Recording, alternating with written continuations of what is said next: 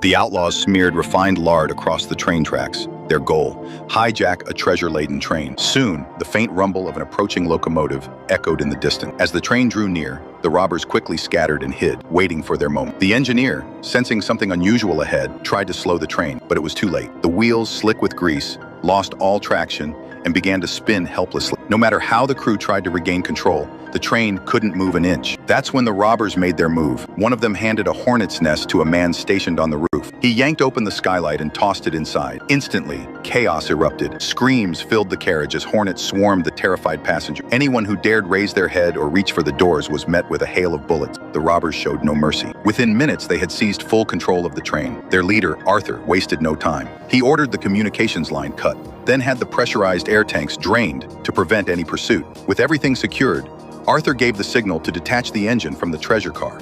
The cars began to roll backward down a slope, gaining speed with every second. The gang leapt onto the moving cars, their faces lit with the thrill of victory. To them, the treasure was as good as theirs, but danger was quietly closing in. As the momentum grew, Arthur realized something was wrong. He called for the manual brakes, but they didn't work. The train was now a runaway beast, barreling down the tracks. Thankfully, the crew had prepared for this. Earlier, a second team had rigged the forest below with a makeshift buffer, thick ropes. Without wasting a second, the robbers loaded the gold onto horses and vanished into the woods. Back at the station, the crew had already noticed the train had lost contact. A team was dispatched immediately. When they arrived, all they found was the engine, the rest of the train gone, the driver covered in hornet stings and barely conscious. With his help, soldiers tracked the scene of the heist, but the gang was long gone. The only hope now was to follow the trail left behind. That trail led them to a narrow river, and then, suddenly, it vanished. The soldiers pressed on, hoping for a lead. One lone soldier approached the riverbank and noticed something odd: a single button caught on a branch. Taking it as a sign, he ventured deeper alone. Then, without warning, a robber sprang from the woods, tackled him, and knocked him unconscious with the butt of his rifle. Fearing he'd alert the others, the gang took him back to their hideout, but that would be their downfall. As the gang continued their escape, they ran into a cavalry patrol. Panicked, they rushed into the forest for cover. The captured soldier, still bound, saw an opportunity. He grabbed a tree branch, pulled it back, and let it snap against a horse's flank. The startled horse reared and neighed wildly, alerting the cavalry. The soldiers charged. In moments, they overwhelmed the outlaws, recovering the stolen gold and bringing every last one of them to justice.